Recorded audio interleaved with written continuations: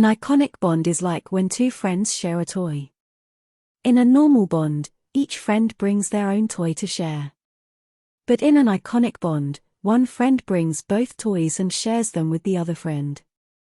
This type of bond is often found in special kinds of compounds, like when a metal and a non-metal come together.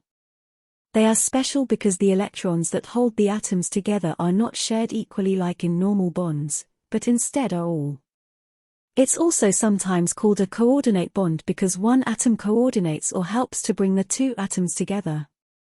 It's like one friend is the leader who brings the toys and the other friend is just along for the ride. These types of bonds are important in chemistry because they can help to create strong and stable compounds. So next time you see a toy that two friends are sharing, think of it as an iconic bond. As we dive deeper into chemistry, you will encounter many different types of bonds, and iconic bonds are just one of them. It's important to understand the difference between iconic bonds and other types of bonds, as it can greatly impact the properties and behavior of a compound. For example, iconic bonds are often found in complex compounds, such as coordination complexes and organometallic compounds, which have unique properties that make them useful in various fields like medicine and industry. You'll also learn that iconic bonds are formed between a metal atom and a non-metal atom. The electrons that hold the atoms together are not shared equally like in normal covalent bonds, but instead are all provided by one of the atoms. This is what makes iconic bonds special.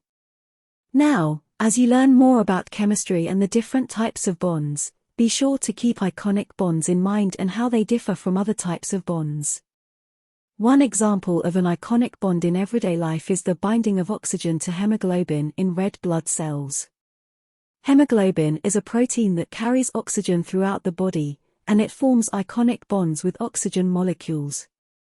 The iron atom in the center of the hemoglobin protein acts as the electron donor, and the oxygen molecule acts as the electron acceptor. This forms a stable compound, allowing the oxygen to be transported through the body to where it's needed.